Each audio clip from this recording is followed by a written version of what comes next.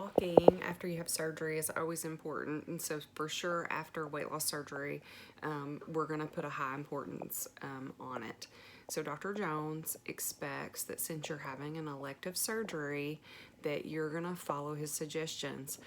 He would never ask you to do anything that he didn't think was absolutely the best for you, and so he knows how important walking after surgery is, and so he's going to ask you to do that. So not not a terrible thing. The day of surgery, you're going to be fairly drowsy, but also you're probably not going to have a catheter in your bladder, so you're going to need to potty probably. And so you'll kind of be just getting up, moving around in your room, and going to the bathroom on that first day. The next morning, bright and early, Dr. Jones usually makes rounds fairly early, and so your nurse is going to let you know pretty early it's time to go walking.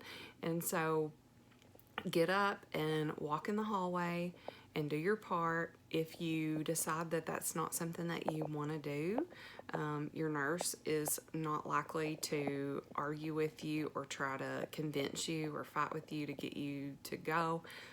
They're just going to tattle on you, and then Dr. Jones is going to have a little conversation with you, and nobody wants that, right? So go ahead and get up and walk, and then after you walk, go to your chair, and it's very good for your lungs if you just stay up in your chair as much as you can after surgery, and that you're moving about as much as you can. So to really impress Dr. Jones and get him happy and impressed with you, do your walking, go to your chair, and then take your incentive spirometer with you to your chair and be doing your breathing exercises 10 times a day like he wants you to do. And he's going to be super impressed that you're doing everything that you should be doing before you go home.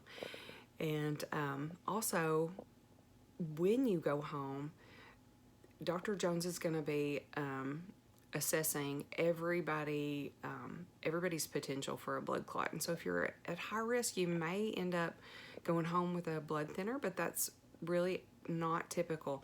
And so his expectation for you when you go home is that every hour during waking hours that you're up walking a little bit.